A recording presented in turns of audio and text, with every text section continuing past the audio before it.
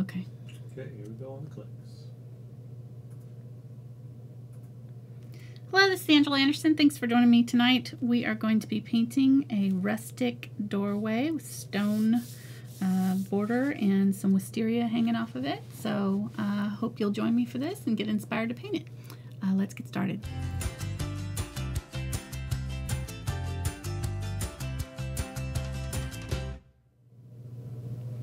Okay, I've got my example here. My husband Mark is here with me also. Hey there, everybody. Second to the example. Exactly. But that's all right. Got second billing. As long as I make the credits. That's right. Okay. That's right. We are doing this live tonight, so we will hopefully get it done in a little over an hour. I'm not really sure. I didn't time myself when I did this. But this was my reference photo. I found it off of Pixabay. And I wanted to add more floral to it. It had the window box, but I wanted the wisteria over the door. And I kind of deepened up the colors a little bit. So, but that was the inspiration.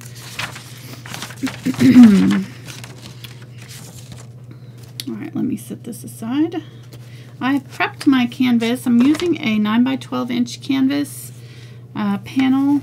This is actually an MDF gesso board, and I'm going to go over my colors here. I've prepped it with a coat of gray. It's just carbon black and some unbleached titanium to make this kind of dark, almost equal parts, just to make this kind of dark gray. Give us a good background to start with. Let me go over our colors with you. This is carbon black, burnt umber, burnt sienna, Pyrrole orange, really any orange will do, Quinacridone Magenta or red, Dioxazine Purple, Zinc White, I've got it over here so don't mix it up with my regular white, Phthalo Blue green shade, Phthalo Green yellow shade, Cadmium Yellow Medium, Yellow Oxide, and Unbleached Titanium and Titanium White. So. And we've got palette cam again tonight for you. There we go. So you can watch me mix my paints, and hopefully I will remember to tell you as we go along too, the names. Okay, so you can see that I've pre-sketched out the drawings. It's just a lot of straight lines, and I used a T-square. I found that I was using my ruler, but the lines were getting a little bit off, and I think it was because I probably wasn't getting it square to the edge perfectly. So if you've got a T-square and you can kind of set that up right against the edge there, it will really help you get your lines straight. I'm just knocking everything over. This one is way too long for this space. Really need to cut it off about this much of it. Okay, and I bought myself another one the other day, and it's the same exact size because I was like, oh, that one looks smaller, and it's the same exact size. So now I have two this size. Okay, I'll get my miter saw. We'll cut it down for you. Well, the other one's wood, so you can cut that one. All right. That's actually, I'm probably going to have you do that for reals. All right, so. You want me to go get the saw right now? No. Okay. No. So I left about, I literally can't. I left about 1.5 inches, I guess, from the top here for this top section, and that'll get you started. Do this one just a little bit farther down from it. And the doorway, I moved it over. In my example, it was a little bit farther this way, but I wanted to have a little bit of space for this wisteria.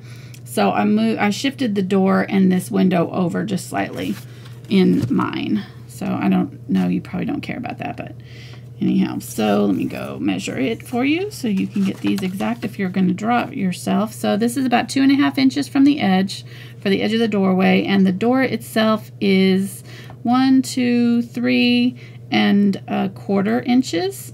And then the window is just under 2 inches wide, and it is about 1.25 inches from, or 2.25 inches from the door.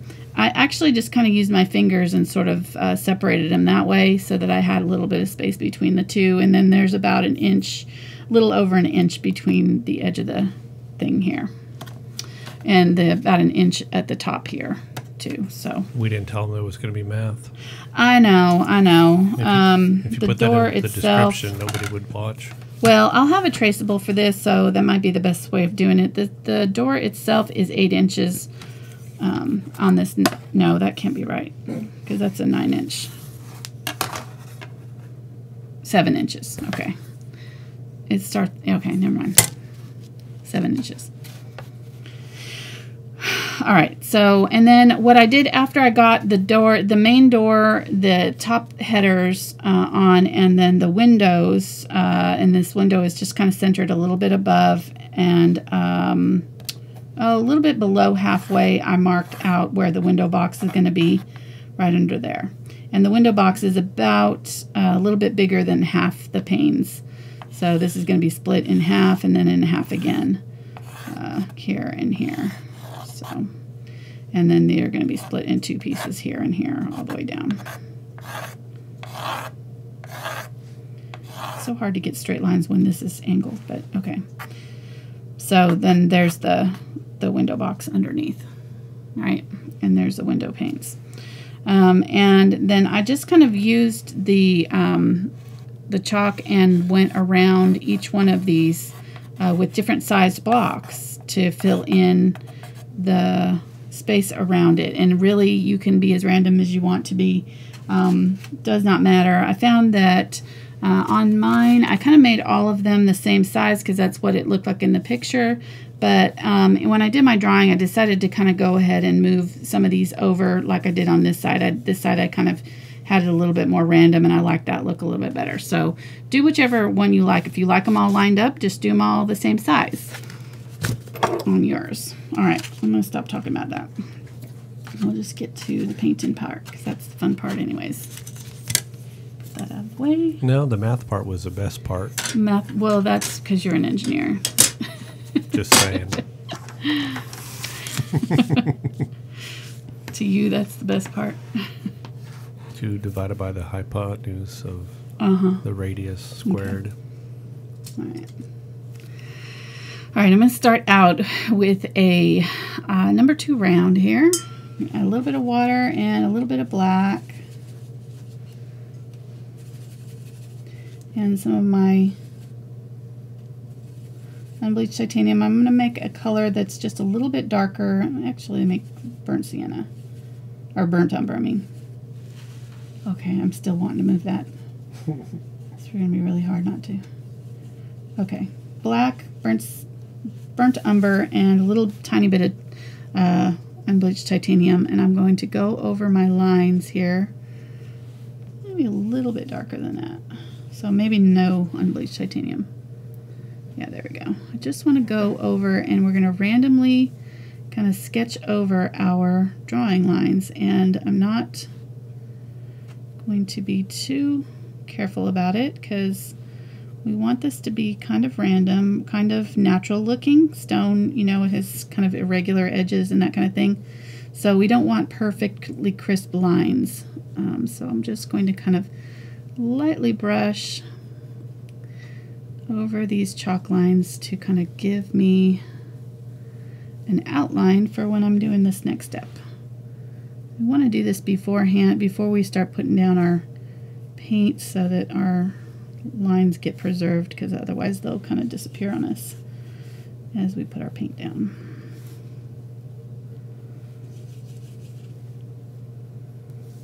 So far, I'm keeping up with you. Good. Okay. You could do this.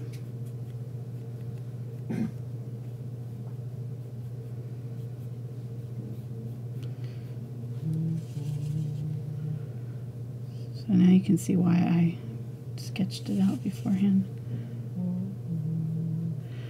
Oh yeah, okay. Mark's reminded me.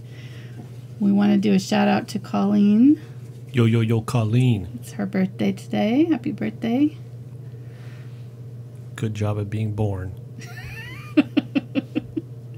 You did it. You did it. We celebrate that. That's right. And anybody else out there who's joining us, That's their happy birthday to Yep. you. And to everybody else, a very merry unbirthday to you. That's right. That's right. What movie is that from? That's from Alice in Wonderland, isn't it? Yeah, I think so. I've watched that movie way too many times with my kids. Pretty much all the Disney movies that came before 1999 or something, I watched about a bazillion times, or 2000, I guess. Spencer wasn't into them, but my older two boys, we watched them all the time. I don't know why I'm saying that. Well, it doesn't have anything to do with painting. You gotta keep me on track today. We'd like to say thanks to everybody who's joining us live tonight. If you've just stumbled upon Angela's channel, welcome. And we encourage you to subscribe to our channel so you can join us in chat and comment about everything, including painting, if you want to.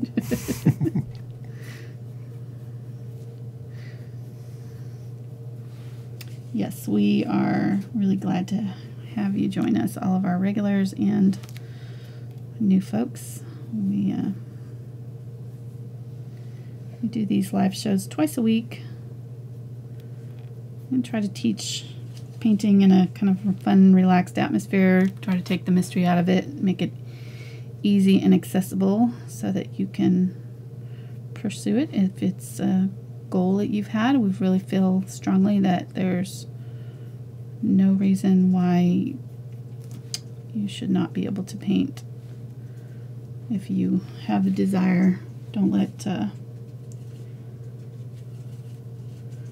anything stop you. Even I hear a lot of people saying that they don't have any talent for art or things like that, and I think you get out of it what you put into it. It's just like any other skill. You can learn if you practice it, and you have somebody helping you out and teaching you how. And that's what my job is, hopefully.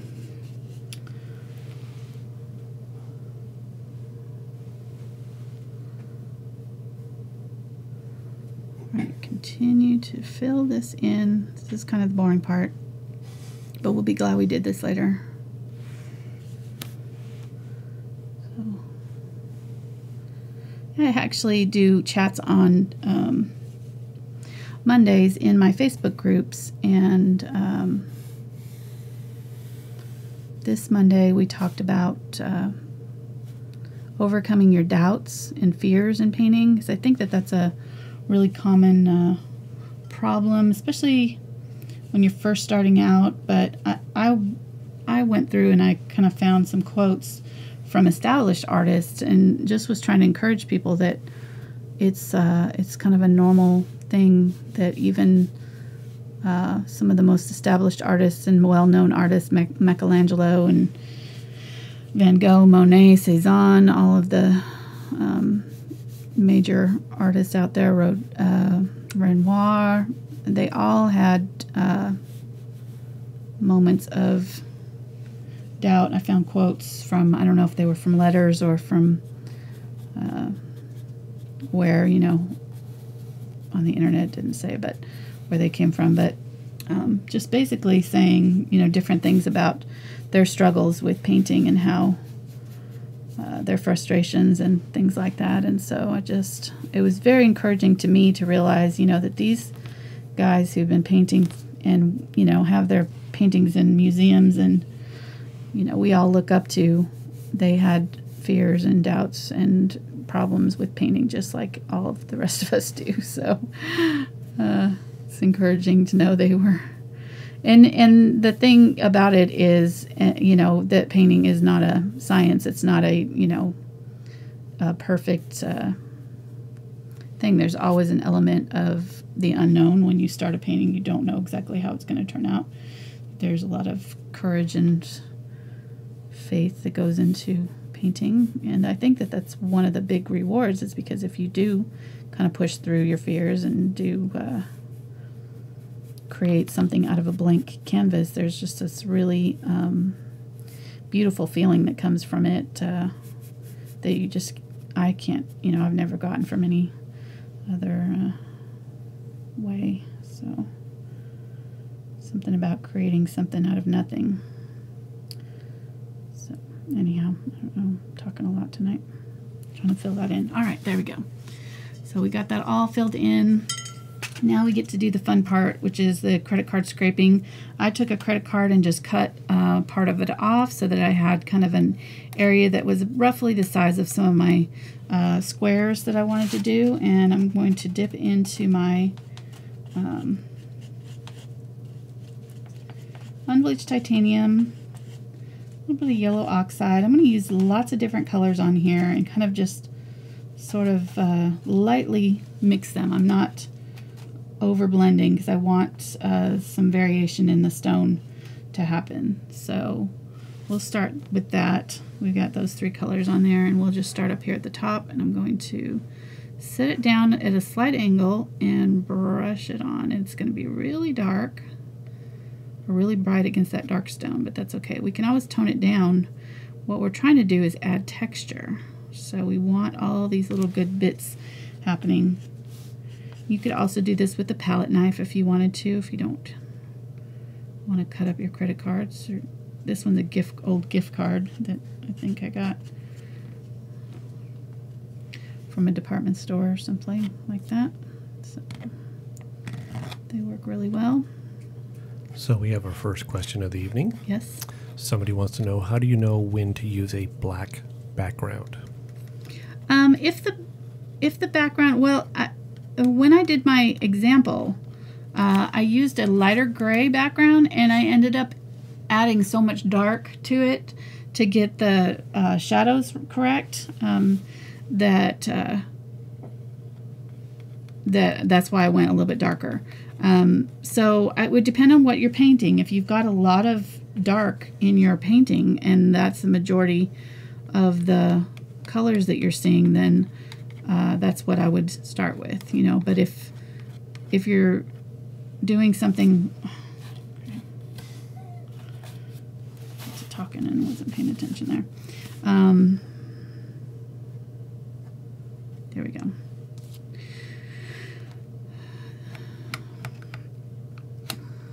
So you were saying that if you're painting a night scene, use black background? Yeah. Well, if you're doing something that's real pastel-y, you know, of course, you wouldn't want a black background. So it just kind of depends on how dark your dark areas are. And if you're doing a lot of light stuff on top, even if you have real dark stuff, sometimes it'll be hard to cover up all the dark if you go too dark, to begin with. So I don't think I'm answering that very well, but it just depends on each paint, each individual painting. So right. So because the background color will bleed through. Oops, I'm off camera there. The painting. Right. It will. Yeah, it'll show through. Right. Yeah. So it just depends on kind of how the effect that you're going for. Okay, and somebody was confirming that you... some gray, brown, and black here, and I want to create some gray here. I feel like it got too yellow, but go ahead. That you lined the bricks, but not the window panes. Yeah, the window panes, well, the window I'm going to cover with blue, the whole thing first, so there's no reason to outline those right now. Okay. All right, grabbing the black. Grabbing a little bit of brown.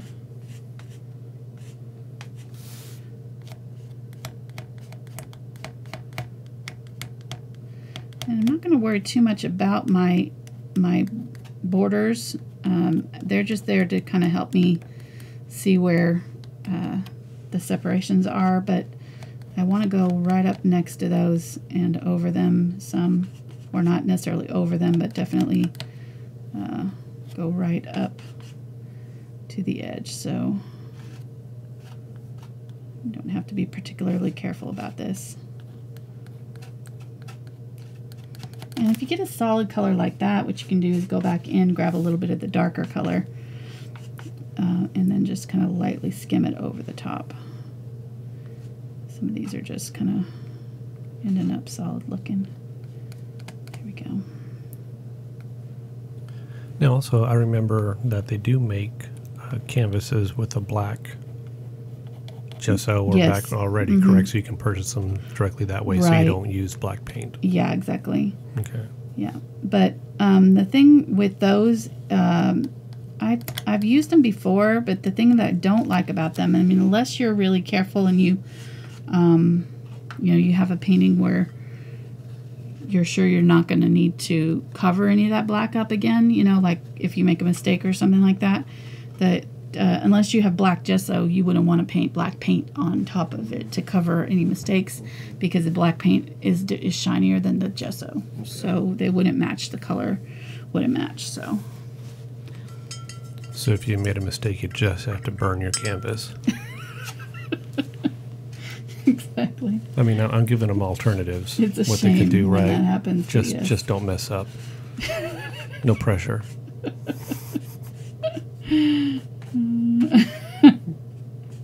Just got done telling them not to be afraid. That's right. Sorry, I was reading from the wrong script. Hold on here. Let me get the script out here. Exactly. Make sure I turn to the right page. All right. Okay.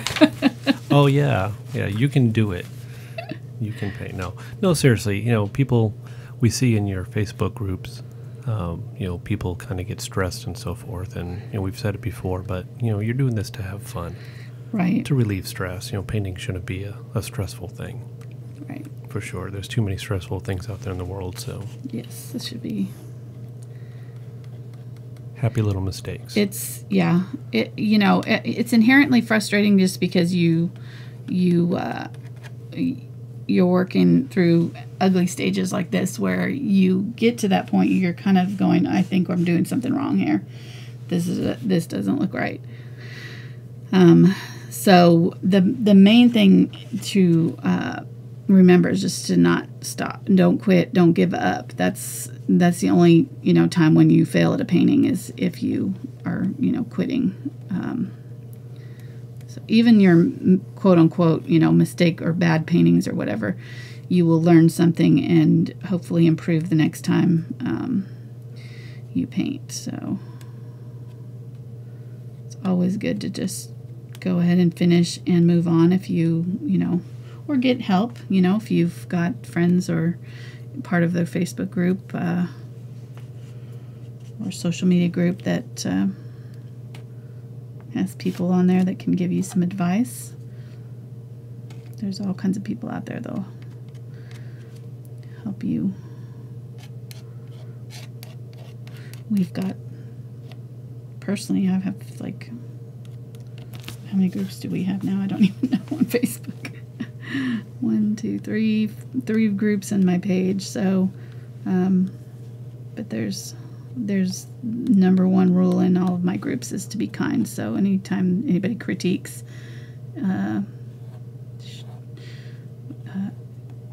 that's the rule. It's just to be nice about it.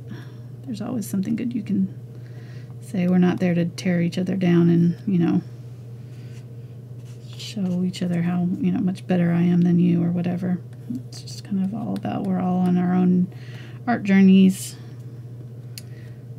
Hopefully there to kind of help support each other and encourage each other along in that. So it's fun. It's kind of relaxing. It's the thing with this that you just have to kind of know is that it's going to come out differently each time you do it. So you really have to kind of lay down your preconceived notions of exactly how you want it to look, because chances are it's not going to look like that. You're just working with very random technique here. So some of them will come out more solid, and sometimes you'll get the less paint you have on there, the more kind of scraggly it'll look. But we're going to go over this again, so we're wanting a little bit of that dark to show through, but so we're not wanting to cover it up completely. Add a little bit more yellow over here. I'm kind of lost all our yellow. You just want all this kind of lovely weird texture happening.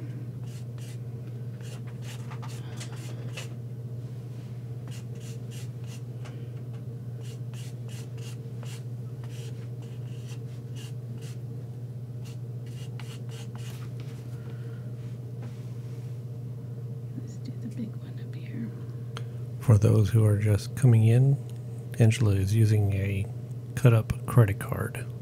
Yes. To do this. It could be a gift card. It doesn't have to be a credit card. Right. I think this one's a gift card. Just make sure your significant other knows that you're doing that. Make sure that it doesn't have money still on it.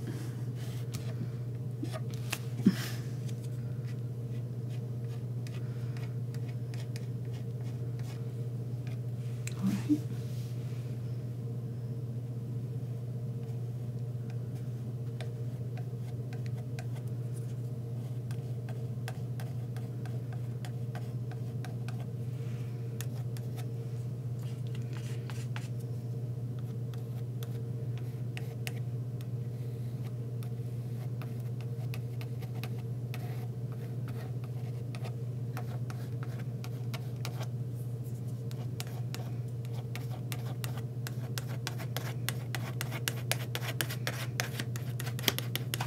These ones are going to just kind of have, just keep going fast here. Listen to that sweet scraping sound. It's like you're right here in the room. With the 1080p picture and the scraping. And the scraping. Man. In the new microphone that picks up all the special noises. Okay, going back in with the Unbleached Titanium here to add some highlights to these. And this, I'm kind of going in the middle of these so that there's getting just some extra highlights right on those tops of the stones. Still need to do over on the other side, but I figure I'll do this side while I'm over here. Whoops, too much. Too much, spill out, stop. Just scraping that off. We'll go back over it with some of the darker again if we need to.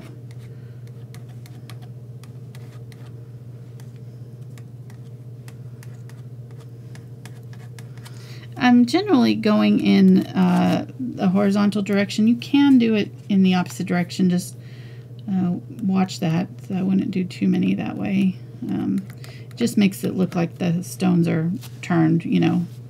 So.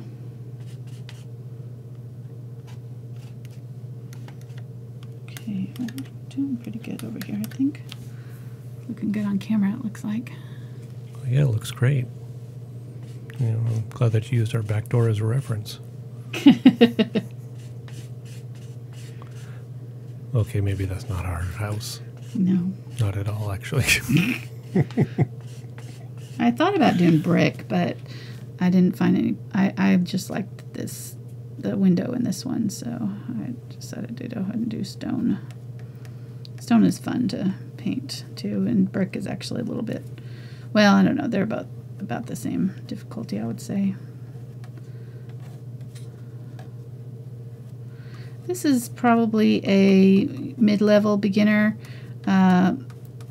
probably, you know, maybe not a first-time painting, because it's just got a lot of little details in it, but it'll be similar in difficulty to the cat in the window that I did a couple months ago, so if you've did that one already, you should be able to handle this one.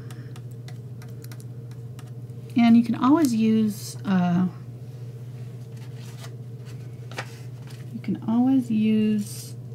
am I looking for? I think I dropped it. What are you looking for? Well, I had another piece of this. Oh, here it is, over here. You can always use tape to make, you know, your lines a little bit easier to get straight, so around our windows and doors and things. So if you do that, then you really could probably jump on in there. Because this part is definitely not difficult at all. It takes a little bit of a finesse. You kind of get the hang of it after the first few ones.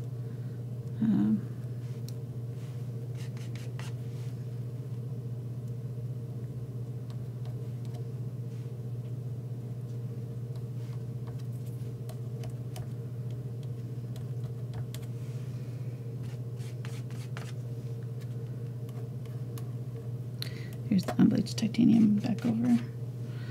So I'm just using different different colors on these so that they don't all look exactly the same. The stones in my picture were all kind of different shades of browns and grays and almost a blue color, so we're going to go back in and shade these a little bit and put some in here.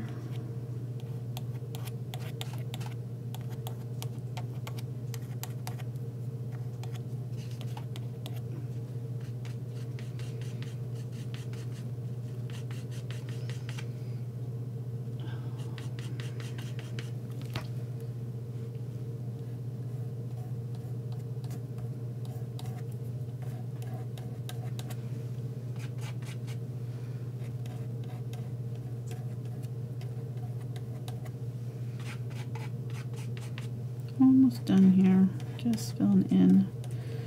Like I said, be sure you go over your dark areas. You don't want them to look like they're perfectly outlined.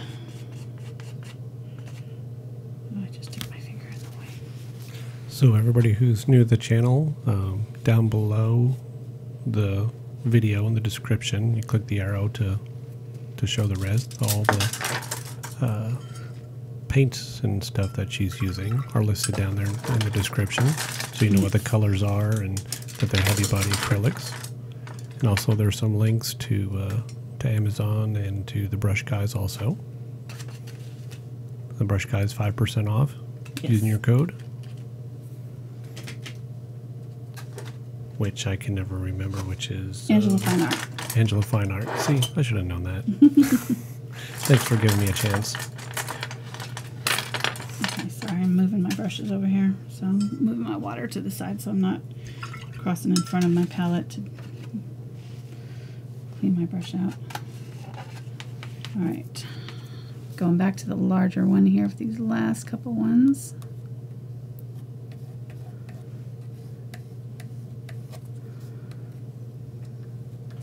So there was a question earlier, and I think what they meant was, would you use the same method if you were actually doing brick, like red brick? Pretty similar. For brick, I would probably use a brush instead of the scraper, just because it might be harder to get in with the brush, with the brush. So, or the scraper, I mean, in the small little areas. So. I just stuck that thumb in it. Put it on my paper towel to clean this thumb and then just stuck that thumb in it. Like, okay. So we're going to have to fold that over so I can't have access to it anymore. I'm going to get out my wet wipe and wipe my hands down. Those scrapey things are a little bit messy. Alright, we're going to let that dry really well, and we'll add more layers to it, but while we're doing that, we'll add some detail to our windows and door here. So let's start on our door. I'm going to grab let's see, this is a 6 Bright. It's a paintbrush. Paintbrush, yep. A special thanks to Kim for the Super Chat donation. You, Kim. Wow, thank you. Sweet. Alright, this is burnt sienna. I'm going to just go in a vertical direction and add the wood for our door. Streak it on there. I've got a question. Somebody's asked, could you use some kind of a medium for the stone, like a stucco or something like that? Yeah, absolutely. Oh, yeah, that would be cool. Okay. Yeah, that would be very cool. Like Doritos? Burnt umber here. Dirty. I don't know about Doritos. Not Doritos? Oh, probably okay. not. And maybe just because I'm hungry.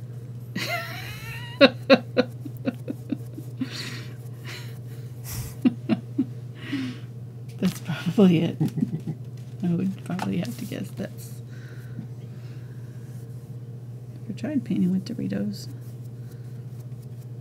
No, I would not advocate using any kind of organic materials in painting. Well, you used rubbing alcohol. Yes. In the last painting. And we did have a serious question, which was if they don't have rubbing alcohol, could they use some sort of a a grain alcohol like vodka, and we didn't know the answer. And somebody did try that, and they posted in your Facebook group, and they said that it worked, but not as well as what yours did with the rubbing alcohol. Oh, that's good to know. So it must be that it probably wasn't as pure as the rubbing alcohol. So there's a no, not really applicable to this painting, but I don't know why I brought that up. Oh, we're talking about food. Okay. Sorry. And that made you think of alcohol. Got it. Well, you said organic products. I was like, oh yeah, right, somebody did that. Yeah, so. I see. Okay. I'll stick to the camera and the audio over here. I'll leave the art stuff up to you. No problem. I use the same color over here on the box, the flower box, and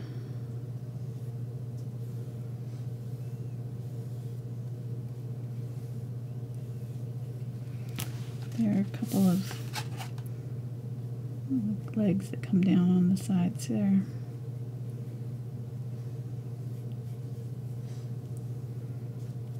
I'm going to grab the black and go really dark underneath here. This area down here is very dark. I'm just going to lightly... Miss Margaret has joined us. Hi, Margaret. In chat.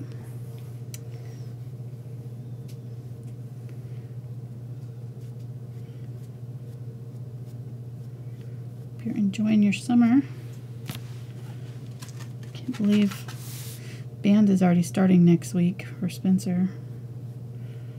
Just doesn't seem right. They do this every year. What is up with that? I don't know. It's like they want them to know. Back when this country was great, school started when school started. Nothing happened beforehand. Come on. I don't know. I'm just not happy about having to drive in the summertime. School stuff, do school stuff when I thought we were on vacation already. It just seems like we just started vacation. So, all right. So there's that, and we'll use a little bit of this color. This is just unbleached titanium mixed in with the. I'll switch to a number 2 bright. Burnt sienna, unbleached titanium. A little bit of that raw or burnt umber in there too, probably. I want to make a light wood color. I might grab a little bit of the yellow just to make it a little bit more golden. And I'm going to actually use my ruler there. This should be dry enough by now. I'm going to just kind of set that close to the edge, try to kind of find the width of the brush there, and I'm just going to drag that brush up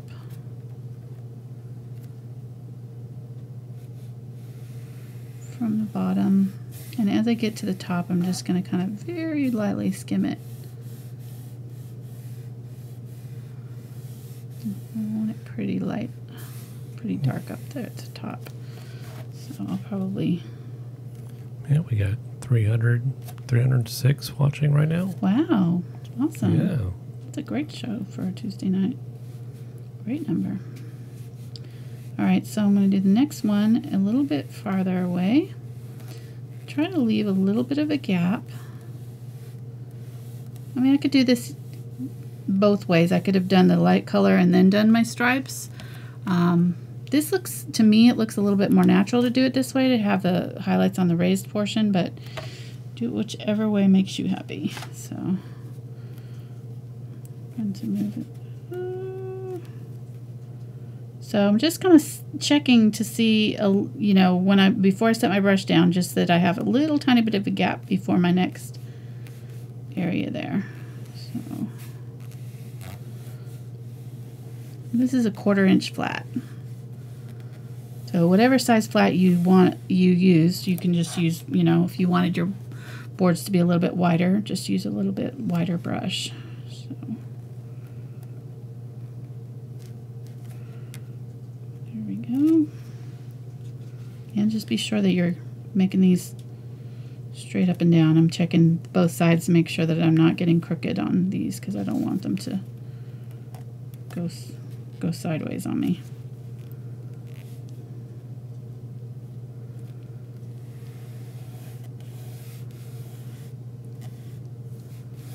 Try to end kind of by lifting so that this top end is a little bit feathered out. And I'm not really pressing down too hard. You can zoom in a little bit maybe, honey. I don't know if we can get the whole thing and they won't be zoomed in too much, but there we go. That's good. Yeah. Move it up. There we go. Okay.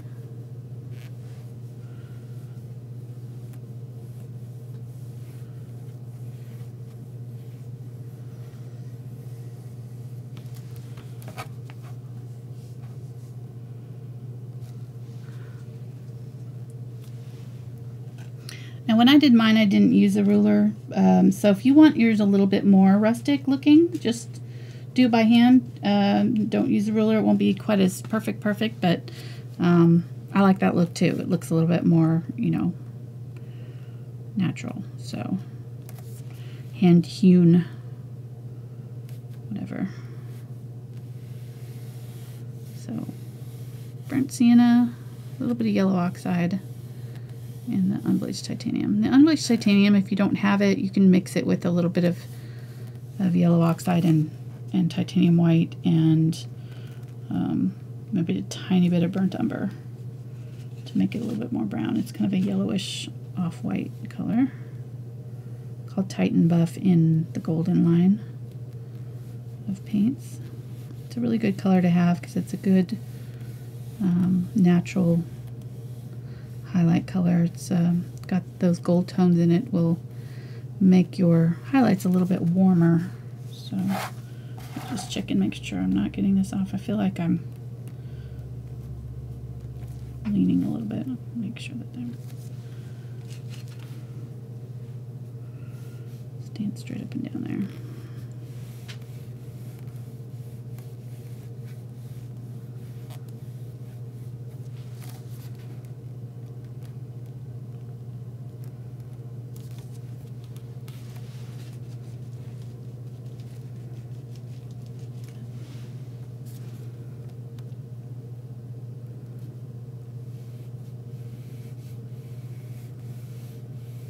There we go.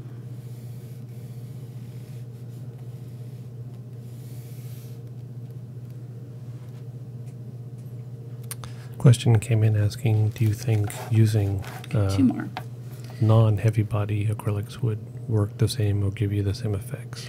It's a little bit harder to get this dry brush feel with the more fluid acrylics. They just don't catch on the canvas the way these do, the heavy body acrylics do. So I mean, you can still try it. You might have to use a brush that's a little bit more textured itself. So like a brush like a hog bristle brush or something like that that's got some texture, and that'll probably help achieve this look better. So this brush is is my good smooth Teflon brush. But if you used a brush that was real fuzzy and kind of messed up, then yeah, I think you could use those and it would work. Wow, we lucked out. We got exactly the. I would like to say that I planned it that way, but I just got lucky. So. Of course you did. You're a professional. You had that eye. You saw exactly how wide it needed to be. I know. You did the Isn't math. that amazing? That worked out. I did not do the math at all. In fact, I widened my door from the one I did earlier. So, well, I added more. Like I said, I did this one by hand, so I added more slats to this one because I was doing it with it. Okay, so that already looks kind of like a, wood door without doing any or shadowing or anything on there.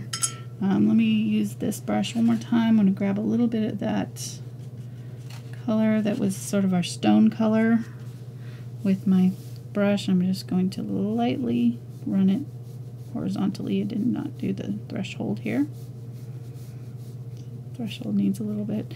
And there's a triangular, well, like a little shadow right there in that corner. So I am kind of leaving a little, oh goodness, I'm off camera. You just went off. Okay. All right. Now let's get our window going here. I'm going to clean out my brush really well.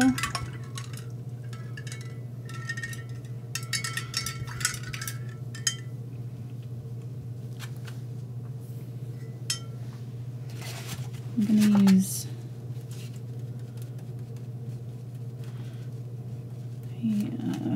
blue, Phthalo Blue, and some little bit of burnt sienna. That'll kind of make it a little bit more of a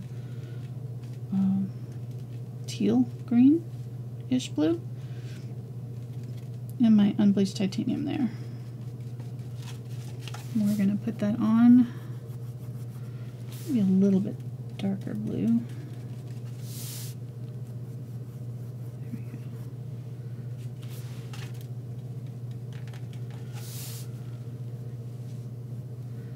go. Okay.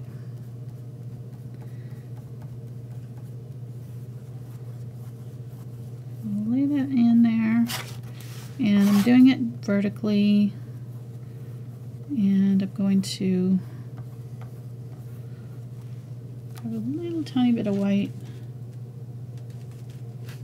Well, more white than I wanted there. I'm going to also kind of lay in a tiny bit of white. Now we'll go back over this with some of our Zinc White as well, but this will just be our base color here. So we want it fairly dark.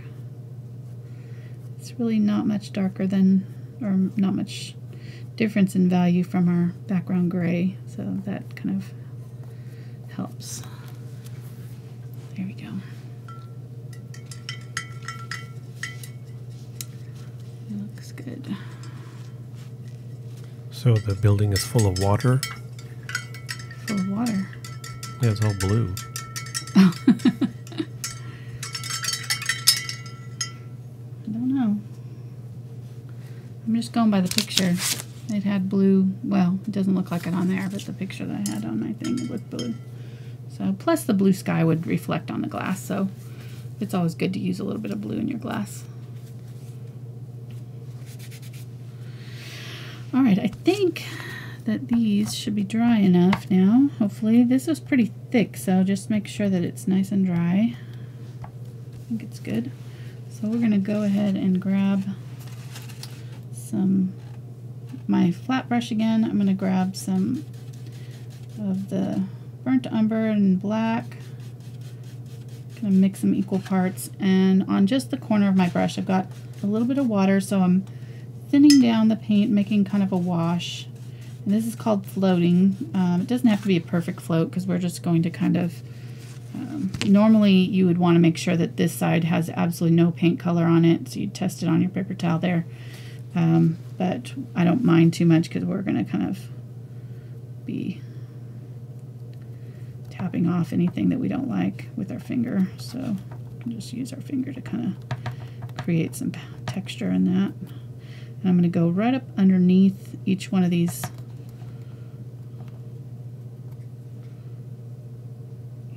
stones, kind of in between and underneath,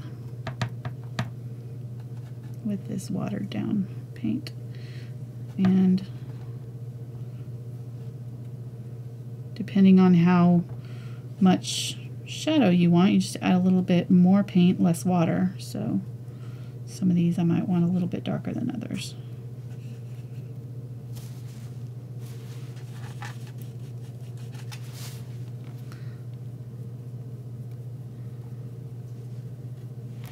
I lost my little separation right here, so I'm just going to tap that back on with a little bit of darker color.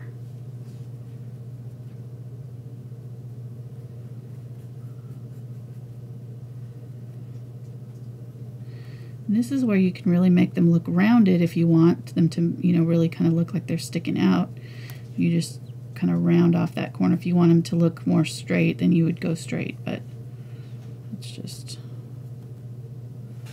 I'm kind of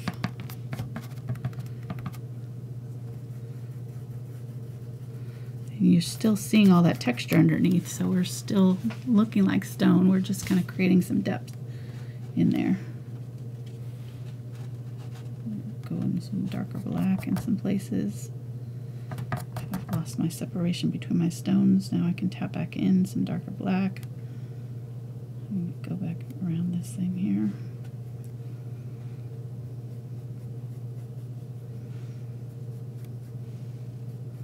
Just on the inside of that window, I'm going to put in some that.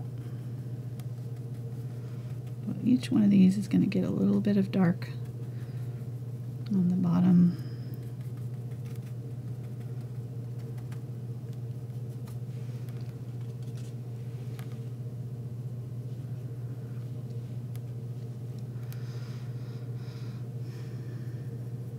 Trying to think if I had a light source on this. My picture is pretty much sort of straight down, so there's not a real defined dark and light. I think it's slightly coming from this direction, so if you wanted to, you could shadow this side of the stones a little bit more than the other side.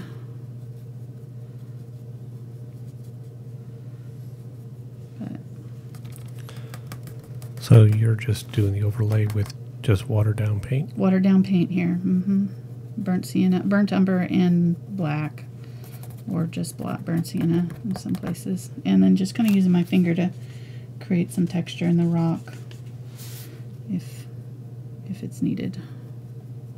So we can just kind of tap through some of the colors, and if I've lost my separation between the stones, I'm adding more of the black, you know, in some areas. So these ones,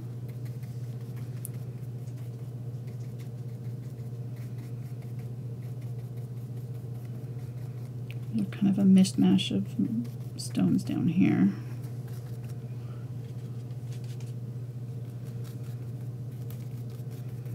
Amazing how just doing that is starting to make it, look at the difference between that side and that side, and how dimensional it looks just with that little bit of shadowing.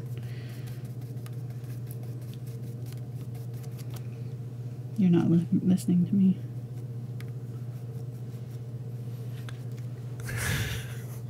No, so what were you saying? Sorry, it's too late. It's too late. No, go ahead. Too late. I'm really... You're really interested now? Yeah. Nope, it's already gone. I don't feel like saying it anymore. I'm going to do the passive aggressive.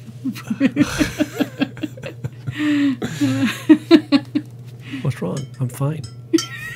Yeah, exactly.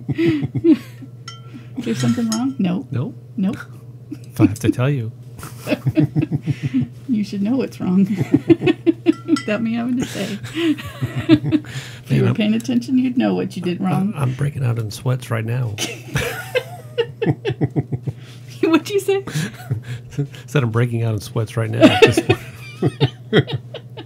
Oh no, what did I do?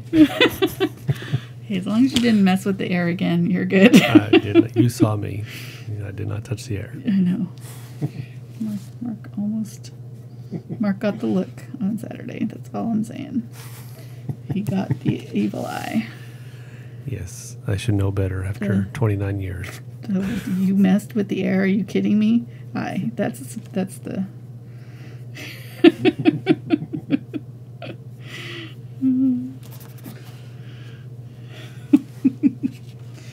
Sorry. I put that on a list of not to do. Yeah. Check. It's a long list.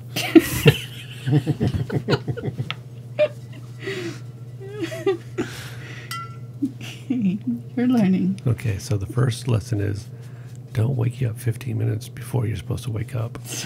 To let you know it's almost time to wake up. Yes, that you're gonna, that I'm gonna need to wake up pretty soon. Right. It's pretty much, if you wake me up, that's it. I already woke up. It's pretty much a done deal at that point. Oh, goodness. And also not to get me kitchen appliances for birthdays. Even when you say that you want them. Well, but not for my birthday. Well, you did not put that clarification on there. You just said, I want that. I have to be careful what I say I want when we're shopping, because I might end up with it for my birthday. That's all. Like, do I want this for my birthday? No. Okay. Don't say anything. You don't want a George Foreman grill? No. Just think of all the sandwiches you could make me.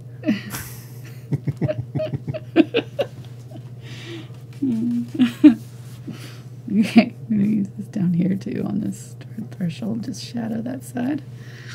And a little bit up here on this door. And just pull down over that top edge. And we'll shadow that top edge of the door. Kind of create some depth there.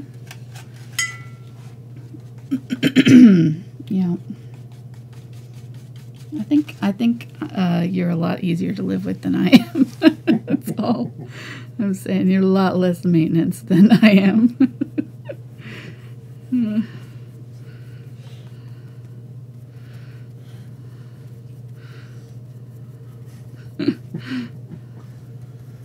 And people in chat kind of know what we're talking about.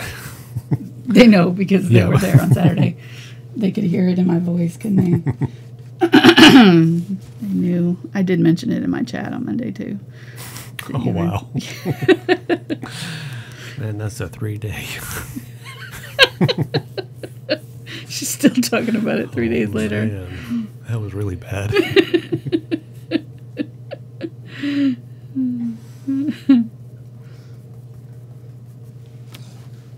Okay, well, I like how this is turning out. This is looking good. Now, I'm not, too concerned with this whole area here because this is going to be covered up mostly with vines. But I do want to make sure that I've got some good stuff happening. So even though we're going to cover up most of this, do still kind of give it some attention. Because parts of it will show, so...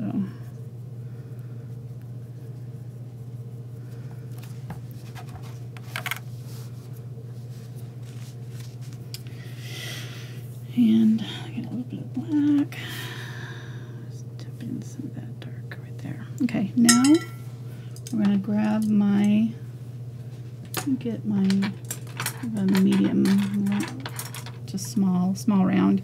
Here, this is a 2-0 round, or number 1 round would work too. And I'm going to grab some burnt umber and unbleached titanium.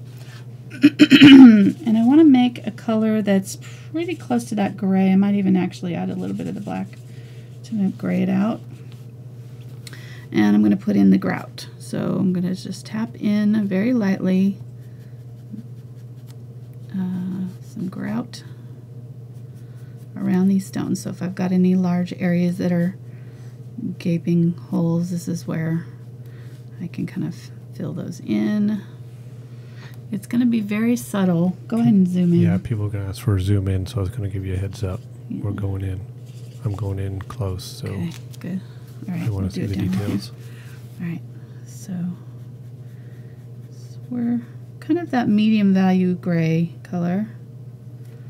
And I'm just going to kind of leave some of the dark around the stone still. So I'm going on the inside of them just to kind of add some of this grout.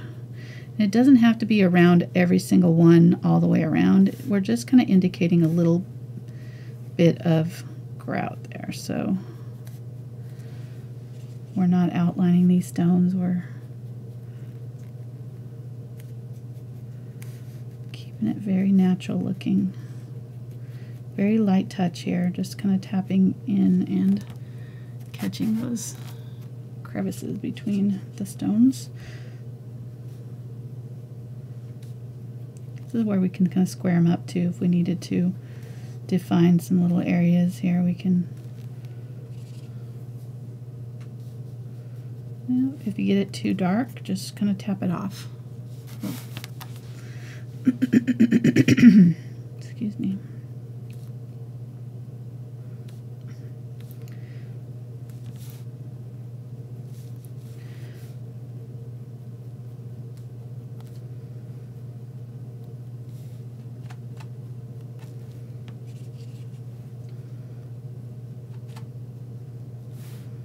a lot of little details, but it really will make a difference. It's not that hard. It's just, you know, just taking the time to go through and do these little things here that'll really make a difference. Come off. Okay.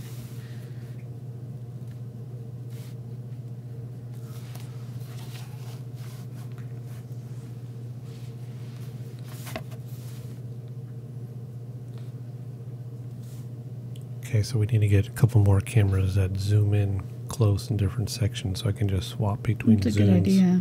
Yeah. That would be nice not to have to move it.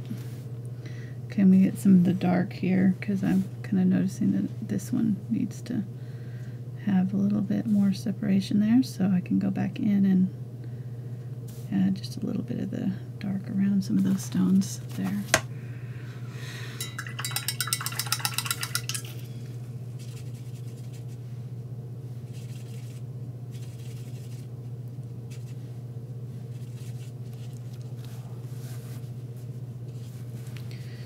I don't know why I keep doing this side first, because I just have to go sit my hand on top of it every time.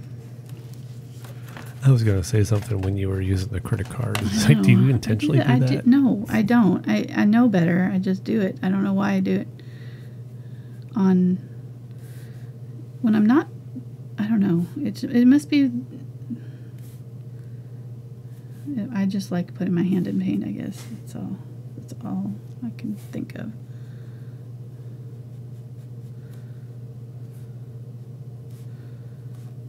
So little brush strokes, just dabbing this on. So even if I've got a straight shot, I don't want to have a solid line. I just want to kind of little dabbing, because it's rough stone and rough grout, I'm sure. The grout's not smooth either, so it's going to catch the light unevenly. So maybe go back in and add a little bit brighter highlights in a couple of places too. And if you've got your stones super close together, you might not see that grout, so you don't feel like you have to go in and do it around all of them.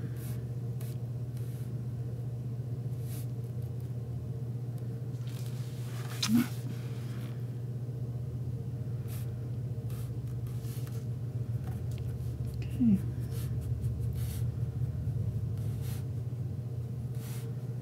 I'm going to just highlight that side. Oh, gone off. Okay. Almost. Thank you. All right, you can zoom out now. Good. All right. Now, I didn't do a lot of the super bright highlights on the rocks on this side, so I'm going to go ahead and do that now and grab some of the Unbleached Titanium with a little bit of that grout color, and I'm just going to kind of catch some of these.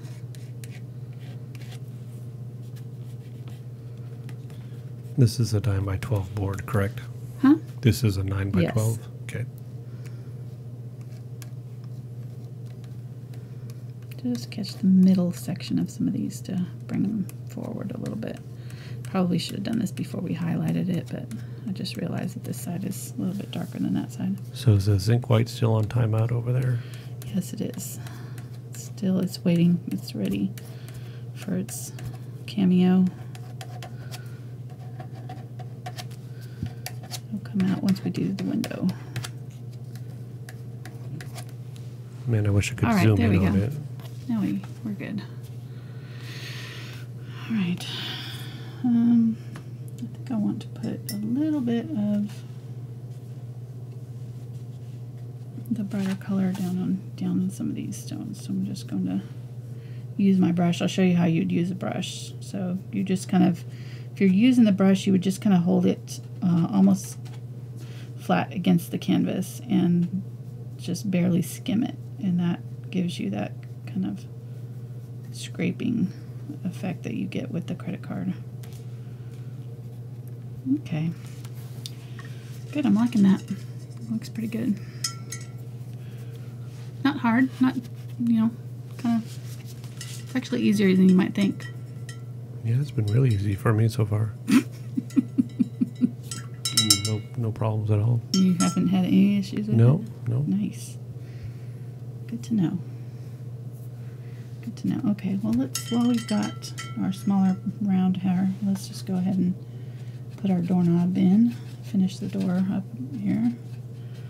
So the doorknob on this door is up high. If it bothers you, you can put it down where it normally is, but maybe in your country it's up high. So it's like, here's the halfway mark, and it's just right above it. Right in here somewhere.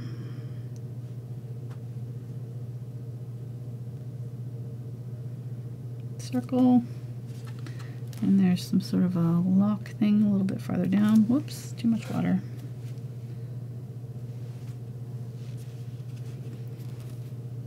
Right here. And then a round sort of lock right here. All right, grabbing the white. Creating a gray. I'm just going to highlight the top, tapping, leaving a border of the black there. And then picking up a little bit brighter white and just touching in for a nice bright highlight right there. Okay, we probably should have been zoomed in for that part. Sorry. I didn't let you know. Alright, let me take my wet cloth now. I'm just going to wipe off any chalk lines that are still there. You don't want to wipe off any paint, so if you've got paint that's still drying, wait.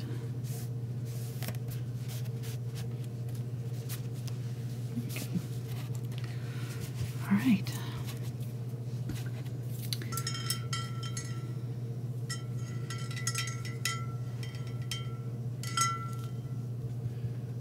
I'm going to switch to an angle brush for the window. I'm going to get my 3/8 inch angle, and this is where we're doing the zinc white, so we'll grab the zinc white and a little tiny bit of phthalo blue.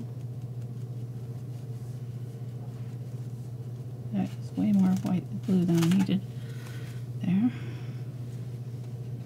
And grab some white, bring it over here. There we go.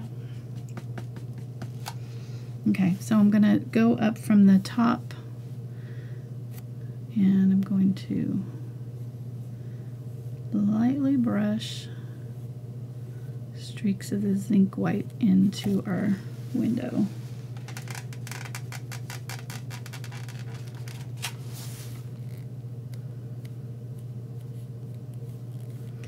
And our curtains are kind of sheer curtains that we're seeing through here. So we're also seeing the folds in the fabric of the curtains. So what I'm gonna do is just do this first layer here of streaks, and then grab my small round and some of the white, and I'm gonna use regular white and a little bit of zinc white in it. I want it to be semi-transparent. And I'm going to do little dabs on our curtains for our curtains. Some of them are closer together because of the way the curtain is folded, so they don't have to be perfectly spaced.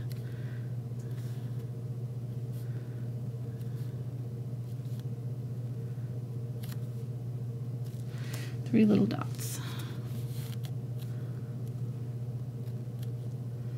Actually, no, I'm looking at the picture.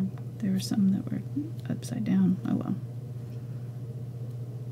So we have some first-time viewers with us this evening, and so somebody's popped into chat and they've asked, kind of, some information about you, like how long have you been doing this, and where in the YouTube capital of the world, Arkansas, USA. That's where we're located. So there you go. And then you can kind of go in your background. You've been doing this for about 6 months? Right. Okay. Yeah.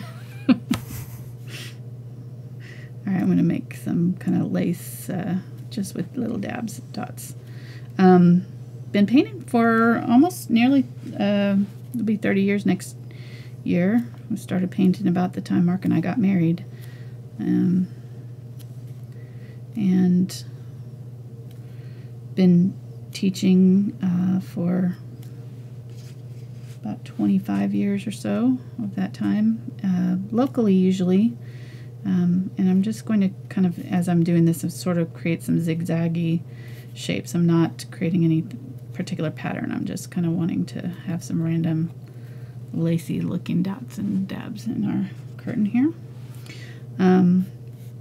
So yeah, an interesting journey on YouTube. We started on YouTube kind of as a fluke. I don't know. I was doing fine art on for local galleries, and I thought, you know, might get some internet business by advertising on YouTube. So I did a few paintings, recorded myself painting a couple of my paintings, and started getting requests for tutorials. And then I was at the time still teaching kids classes here locally, several kids classes, and so I did a couple of tutorials from the kids classes, and they got viral. One of them is almost like close to 1 million views now, from one of my very first videos. So I was like, oh, well, maybe I should teach on YouTube. I don't know. So it took a while to kind of transfer over our studio to full-time YouTube. I needed a lot of changes to the setup and all that, but it's been really fun. And we've met people from all over the world. It's been amazing. Never really knew what we were getting into when we first started here. I'm going to make a few kind of like little flower shapes in this curtains now that I've got this. So yeah, it's been really, really cool. And we, you know, I remember the frustration of being in college and trying to learn to paint and having teachers who kind of taught theory but not practical art know-how, technique, I guess. And, you know, so I've always been about teaching technique, and trying to get in some of the, you know, art know-how too. But I really feel like teaching technique helps you get in and paint sooner than it's a little bit more of a struggle if you're trying to figure it out on your own, like I did. So I'm pretty much somewhat self-taught. I did a lot of decorative painting in the early 90s out of books and kind of learned that way. And then I've sort of adapted it to canvas art now. Back doing canvas stuff for the last 10 years or so. Alright, so I'm going to use actually, before I do that, I'm going to make sure that that's dry. And we want to put in some more of our curtain. So grabbing that Zinc White. And now that we've got this in here, I'm going to kind of pull from the top or the bottom up. Those weren't dry.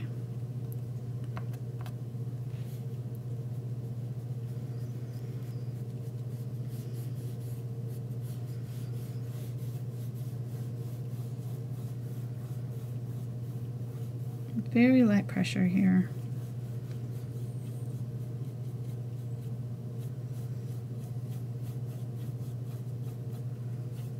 And if I press down a little bit harder, I can get more of the Zinc White to come off on my brush. And then I want to use the edge of it to kind of create some lines of these curtains maybe. So just kind of holding it upright and creating some V shapes and different pleats in our curtain.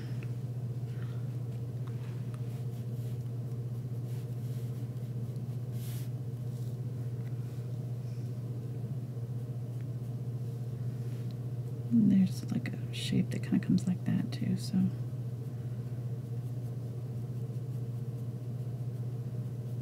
If you get too much, you can just wipe it off.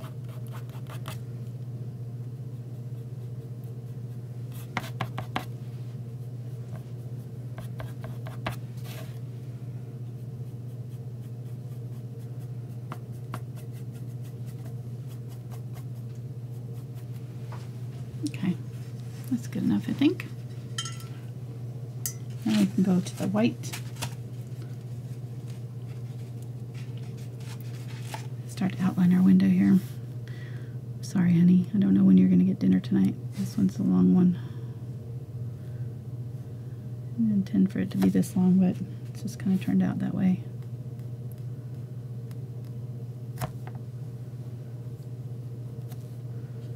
You can go get some dinner and come back if you want. Oh, no, bring I'm me fine. a snack. I'm doing all right. I can bring you a snack though if you want. No, it's okay. I can't talk and eat. Just being silly. Okay. Now this is where you could, if you wanted to, you could add some tape. So I have some artist tape here, and I could add tape along either edge of these lines and make it a little bit easier to control them, or I could even use my ruler again and set that up. In fact, I think I will, because it'll make it go faster.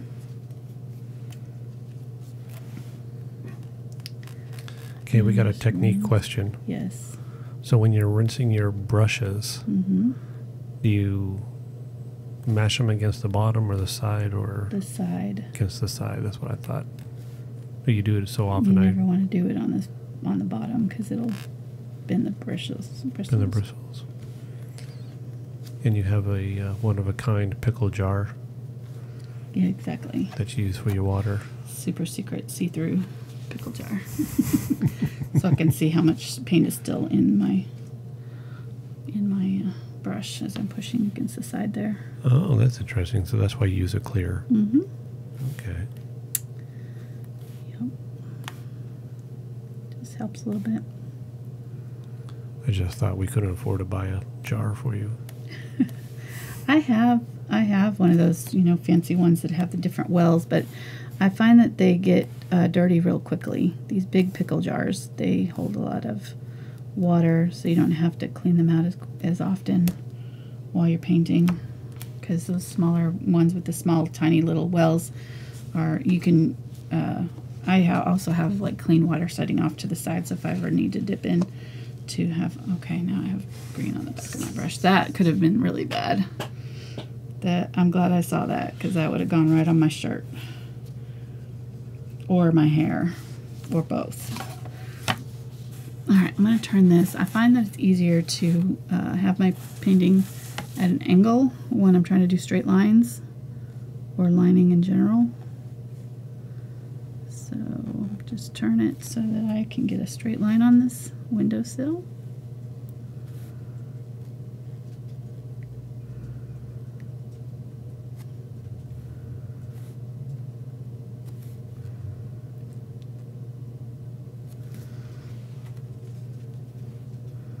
This bottom one is not even going to show, so I'm not even going to bother painting it in. And then the middle one is right about here.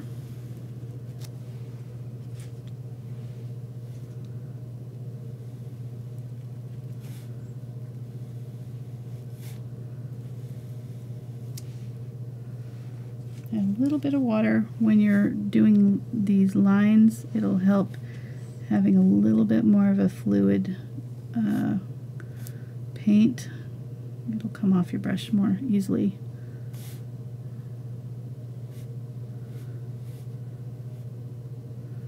Okay.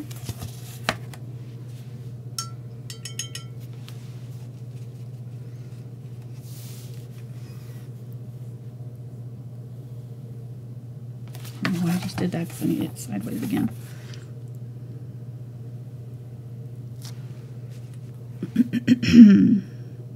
Just like went up a little bit high on that one.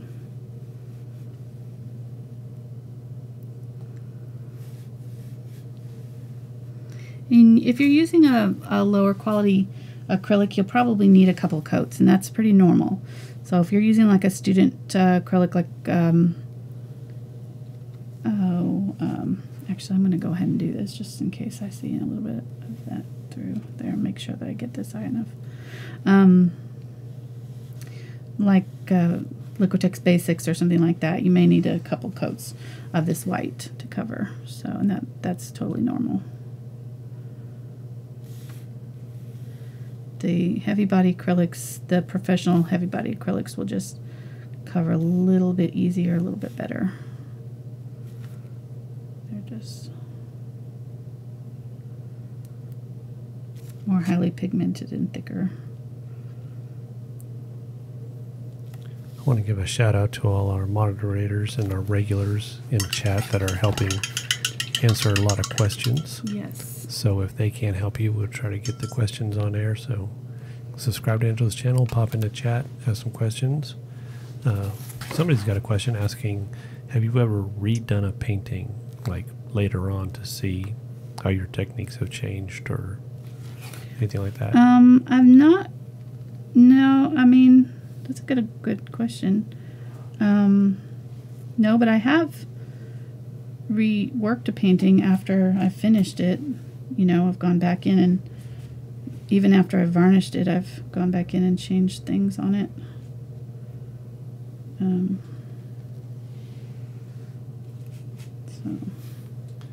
then somebody asked, are you using Zinc White because it's more transparent? Yes. Yeah, it just kind of creates that sort of soft effect on the glass. I feel like this is not quite... This one's a little bit too high. That's all right. You can do yours the right way. We're trying to get... I should have measured that.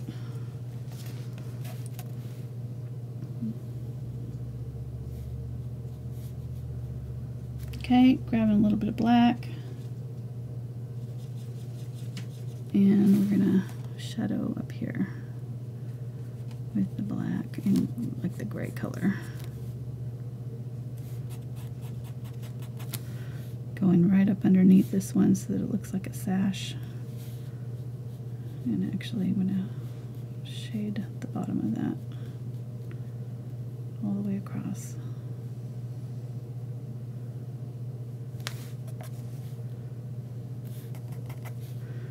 And shade on these panes here just a little bit.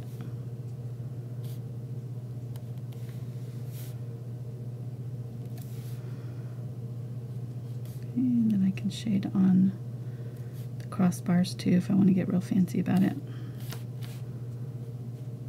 Right up underneath each one of these. Give it a little shadow.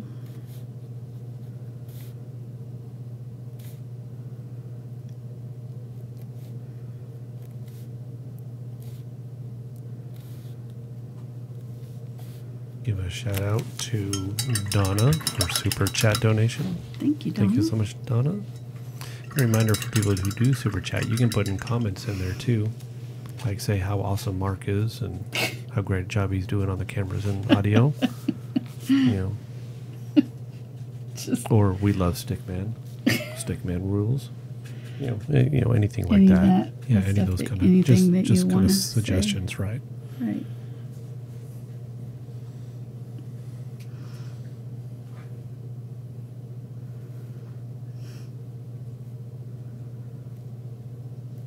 Okay. This little gray shadow up there at the top of the window. Scooter, what does he want? Okay, going back in with the white and just kind of cleaning up that bottom edge there. Blending that in a little bit on the sides.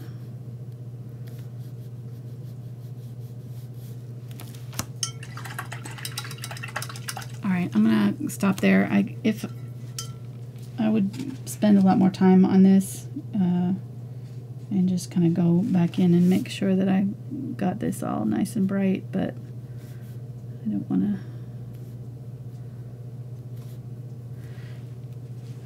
I'm going to go in and with a second coat of white here. I say I wasn't going to do this, and I'm doing it anyways. Okay, there. I'm going to stop. Nobody believed you. They didn't believe me anyways. Oh, come on. Seriously. Okay, guys, and zip out. Let's put our flowers in. Oh, I need to put in our pot too. Let's make our pot? What? Yes, there's a pot. Oh, a flower pot. Flower pot. Okay. Mm-hmm. Make sure what kind of vegetation we're painting here. Flower pot, silly. All right, let's put it in right here.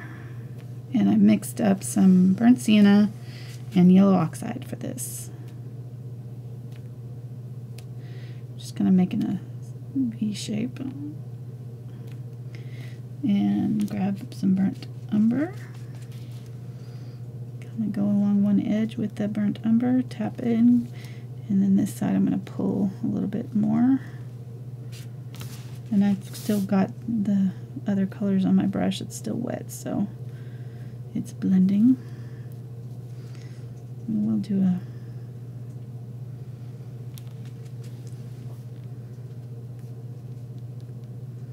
little lip on it as well. A little shadow underneath. Grab some white, mix that with it. Soft terracotta color. And I'm just going to pull along the middle part here and create some highlights on that pot. A little bit in the middle there too. Okay. I need to let that set because it's not dry. And I'll put some more shading in it. Well, actually I need to do it before I put in my greenery. Grabbing that burnt umber and just pull through with that over the top. There we go.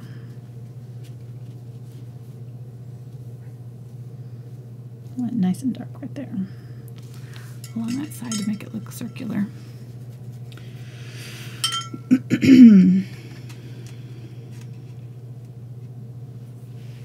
Okay, so making sure I don't have anything I need to do, I'm going to grab you can use any number of different brushes, just a stiff bristle brush or a Deerfoot stippler, whatever you prefer to do your greenery. And I'm going to try this one. Grab some Phthalo Green and black, tiny bit of blue, a really, really dark green. And we're going to just tap in, kind of tip down. And if I want to save some time, I can even add a little bit of a lighter color to the tip of it. So grab a little bit of white and yellow. I have the darker color on the bottom and the lighter color on top. Now, if you do this, you kind of have to lay down the dark first and then sort of tap in with the lighter color. Because if you do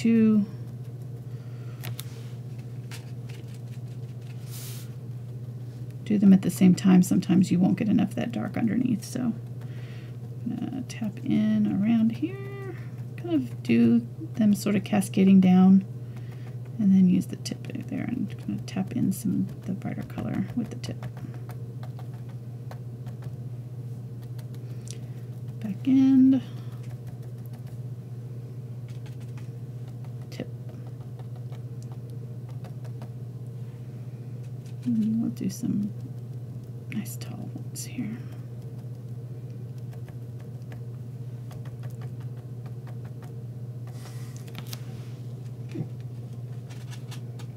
What you laughing about? Okay, somebody's suffering from autocorrect also. Autocorrect? And yeah, now I just get it when they finally said what the correct word is. It took 3 tries, but we got there. So the original statement was, is thanks blue color on the bottom of the painting or ESPN? It's clear as day. So, what they meant was, I think it's the blue painting that's on your desktop there. It's not part of the painting, and so she doesn't use an easel. She paints on flat on a desk, and there's a mat underneath. Yeah, there's a mat from all the got previous all the paintings. colors. Yeah, it's not ESPN. It's not ESPN. No. That's great. Okay, I'll grab some dark here. Oh, we got another super chat. Thank you. From CA. Mysterious initials. Oh, it's from Deborah. Okay. Thank you, Deborah. Yes, thank you so much. I'm going to go back in with some dark here. Let's do some pot for the pot. Make sure you kind of do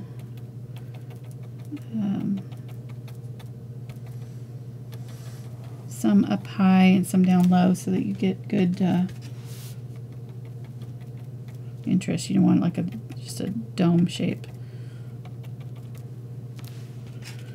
Okay, and then let's do our Wisteria Vine. So I'm just going to kind of snake it around here. If you want to, you could do some actual branches for this too. I did not on mine, but that would look good too, I think. So, and then some of them I'm going to bring them right over the top of that door slightly. Just snake it back and forth, and I'm off camera. Zoom out. Please. I just realized how that sounded. It's like, oops. Zoom out. Oops. Sorry. Well, you were. I didn't know I was zoomed in. Well, so. you were partially on. I mean, I'm watching it now. Okay. It's not as bad as you thought. Okay, good.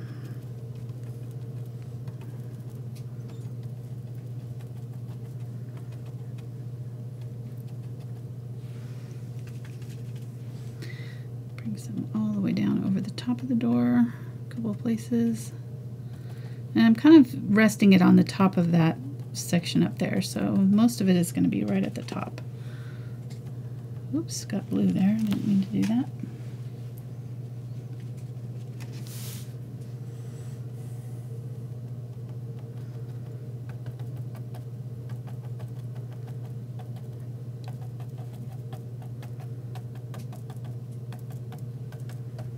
Okay, so clean that out. I'm going to go ahead and switch to a different brush so that usually you want to use these stiff bristle brushes when you're stippling. You want to use them dry. So I'm going to add a little bit of yellow to the Phthalo Green, a little bit of white. I'm going to grab a little tiny bit of that black color just to tone it down slightly, and tap in some lighter color in here. This is kind of a medium color. And I'll make a brighter kind of yellow. There we go. Tap some of that in as well.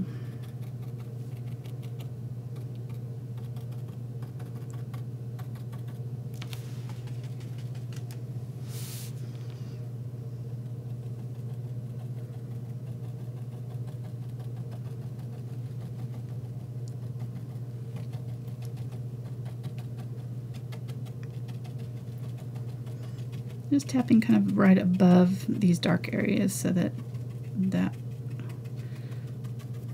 it looks like the light's catching on the top layers. But make sure you leave some nice dark areas too so that you have some depth. All right. How fast that is? That's crazy. Okay. Let's grab my round brush here. This is the number 2 round. Make some flowers. So grab some Quinacridone Magenta, a little bit of white. Quinacridone is transparent, so you're going to want to add a little bit of white to get those flowers to show up. So we'll make some kind of geraniums or something. Sticking like little clusters of dots. And some of them maybe just starting to grow. It's a little smaller. And I can go back in with the darker color and tap in a little bit of the darker.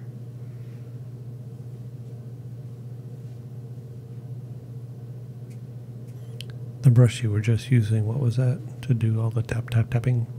That was a deerfoot stippler. Oh, yeah, the poor deer. Hmm? Those poor deer. It's not a real deer foot. It's just looks like a deer foot. All right, and a little bit more white. Mix that in a little bit. Tap in some light pink at the very top.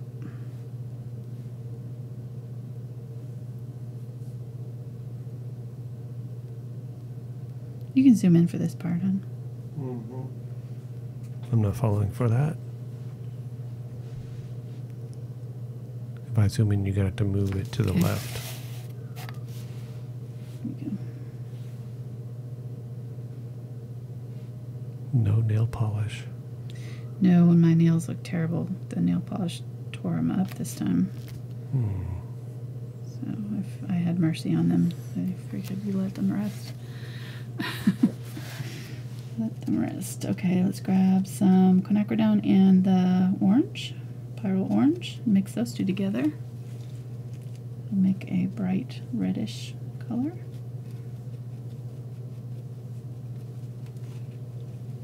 And I've still got the white on my brush, so it'll kind of help because the Pyrrole is also transparent. So we'll do some red geraniums in this one.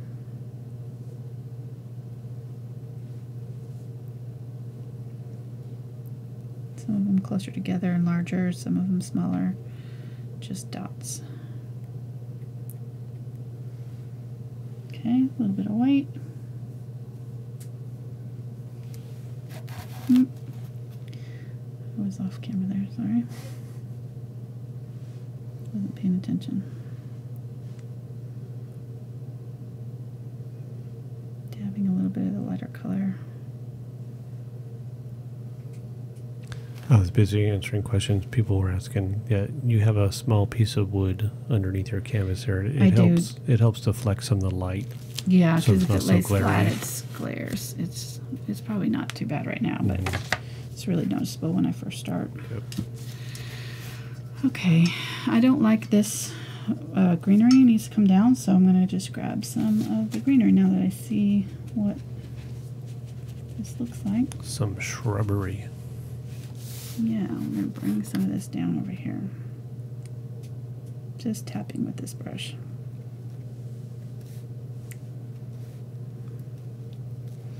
And then we'll grab that brighter yellow color.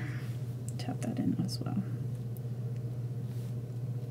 I'm just going to add some of these like regular leaves in a couple of places. Just to add a little bit of variety.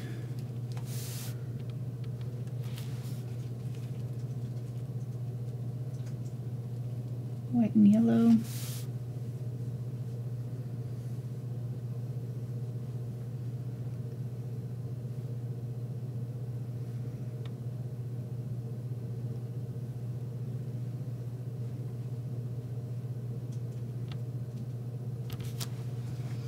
Oh, I was off camera again, honey. You need to let me know. Okay.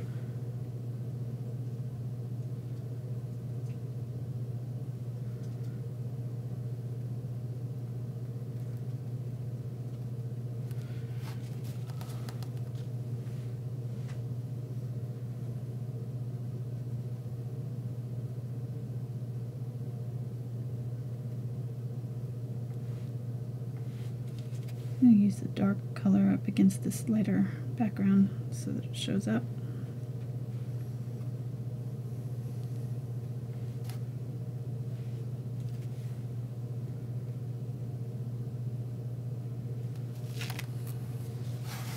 Okay, let's do some up here. Actually, I have some white dots in this that I'm seeing too. Grab some white here, do some white we'll go back over them with yellow, but we'll do white first so they show up. Oh, I think I'm overlapping ginger, sorry. Forgot.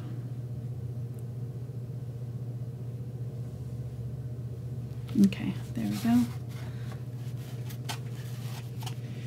And then the purple. So I'm going to use the same brush. Grab the purple and white. My paint is all starting to dry.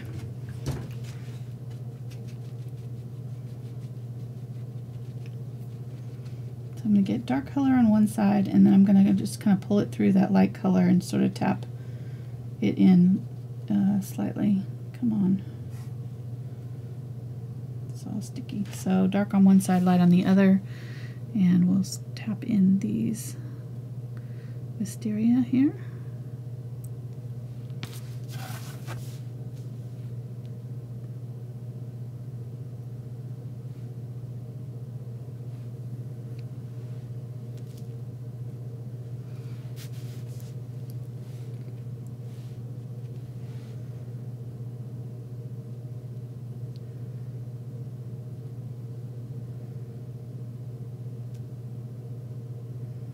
Kind of cone shaped, so I'm sort of starting out maybe 3 dots across, and then kind of 2, and then 1, 1, 1, and sort of varying the pattern so it's not repeated too repetitive. Go back in with some of this dark.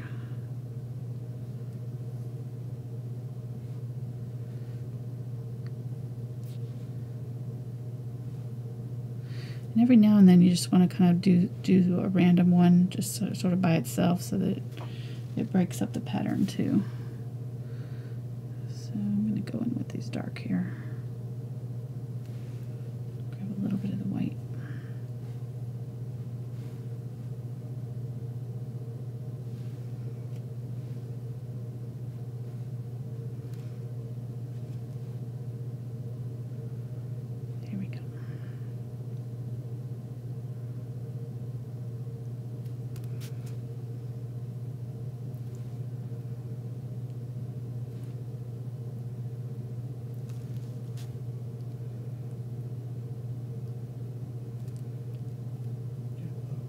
Okay, thank you. Now you sound so sad because you're just sitting there having to watch me. Yeah. It's like, you're low. I can't have any fun with my friends. Come on, time out. I can see them all having fun. Sounded like you can see them all chatting. They're all having fun, and I'm just sitting without here you on the porch. I can't play. Sorry, honey.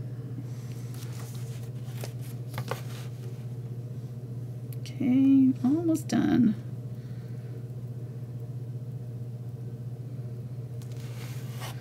Now I can go back in with this dark purple and add some shadows. What's a technical term of dark purple? Dioxazine purple. Dioxazine, okay. Yes. And then the lighter purple? Lilac or lavender, I don't know. I've mixed it. Oh, you mixed it? White. Oh, okay. So you use the dioxazine, whatever that with white. D word is, with white. Yep. Okay.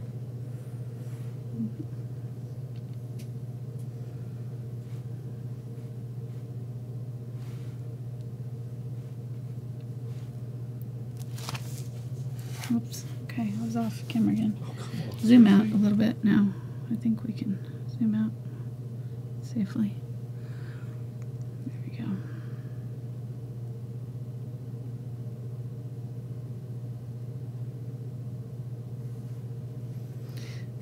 Seriously.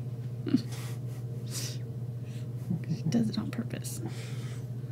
She just waits for me to turn away.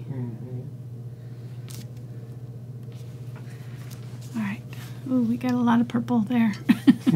Got happy with the purple. But they do, when they get blooming like that, I don't know if you've ever seen them in person, but they do. They cluster. That's almost like pure purple.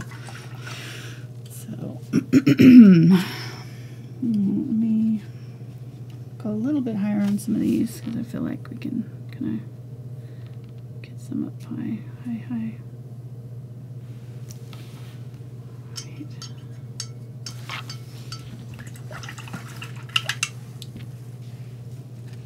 And then I'm going to use some yellow and green and white. Make a really bright lime green.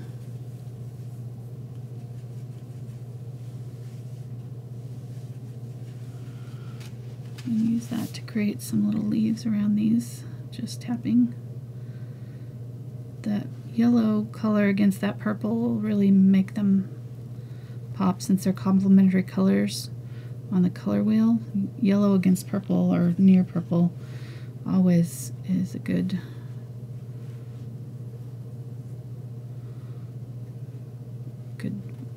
pop of color, make it more vibrant. I mean, they make each other more vibrant. So, of course, this isn't purely yellow, but it's close enough. So we'll do some little dabs and leaves. So do you think the color wheel was invented before the real wheel? I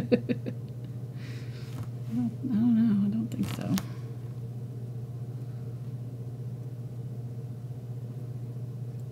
Okay.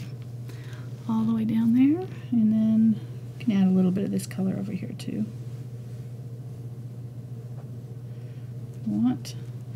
And I'm going to grab some yellow. We're almost done here. This is almost a 2-hour painting, sorry.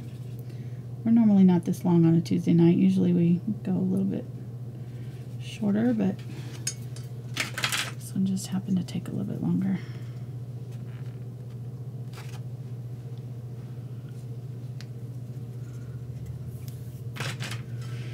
Alright, cleaning that out really well. Grabbing some clean, fresh cadmium yellow, and I'm going to go over these white dots that I did earlier with the cadmium yellow. That'll make them brighter, having that white underneath. Yellow is very, usually fairly transparent, doesn't cover very well over other colors. It's got a low tinting strength, or low chrome. I can't think of the word I'm looking for, but anyhow, you need to add a little bit of white underneath it, either to it or underneath it for it to really be bright. Okay, I think we're pretty good there. Let me add a little bit more of this color here. I want to add some of this bright orange in just a couple places in here in these flowers. Just punch them up a little bit.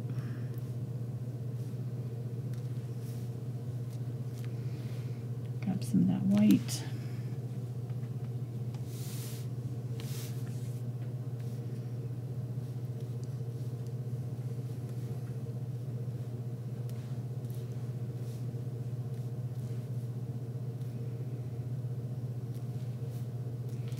Okay.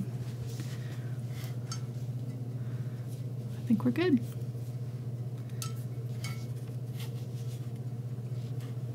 C'est bon. What do you think? Good? All right. All right. Thanks, guys, for watching tonight. Sorry this was such a long one for a Tuesday night, but I hope you enjoyed it. And zoom back in, honey. You're seeing my lap. Let me just do it myself. There we go. You can get rid of the palette cam thing too now. I'm just telling you how to do your job. Yeah, I was going to say. You want to come over here and do this? No, don't. How's Here that? we go. Thank you. I had already got ready for the outro video, and then you're going, hey. Oh, okay. I just wanted a good close-up of the whole thing for people to see. So, all right, that's it. We're finished. Hope you try this yourself. If you do, you can share it with me on my social media. I've got all my links down in the description there. And thanks for watching with us tonight. We'll see you next time. Bye.